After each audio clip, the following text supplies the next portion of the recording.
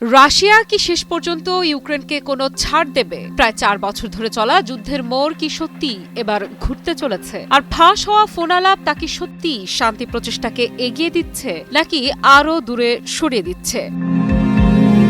রাশিয়ার জ্যেষ্ঠ কূটনীতিক ইউরি উশাকভ স্পষ্ট জানিয়ে দিয়েছেন, ইউক্রেন যুদ্ধের অবসানে শান্তি পরিকল্পনায় মস্কো বড় কোনো ছাড় দিতে রাজি নয়। সম্প্রতি তার এই মন্তব্যের পরেই আলোচনার কেন্দ্রবিন্দুতে ফিরে আসে সেই ফোন আলাপ যেখানে মার্কিন বিশেষ দূত স্টিভ উইটকফকে শোনা যায় ট্রাম্পের কাছে কিভাবে শান্তি প্রস্তাব উপস্থাপন করতে হবে সে বিষয়ে রাশিয়াকে পরামর্শ দিচ্ছেন। নথি ফাঁসের পর প্রশ্ন বাড়ে, শান্তির পথ কি তবে গোপন আলোচনার ওপরে দাঁড়িয়ে?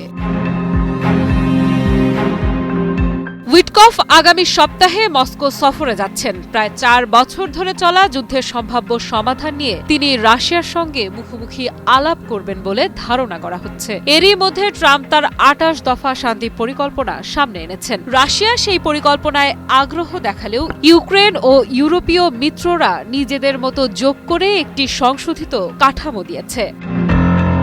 ইউক্রেনের প্রেসিডেন্ট ভলোদিমির জেলেনস্কি জানিয়েছেন, তিনি যুক্তরাষ্ট্র সমর্থিত কাঠামোতে এগোতে প্রস্তুত। তবে বিতর্কিত ইস্যুগুলো নিয়ে ট্রাম্পের সঙ্গে সরাসরি আলোচনা চাই এবং ক্ষেত্রে ইউরোপীয় দেশগুলোকেও যুক্ত করা প্রয়োজন বলে মনে করেন তিনি। তবে কি শান্তি আলোচনা অবশেষে ত্রিপক্ষীয় আলোচনার পথে এগোচ্ছে?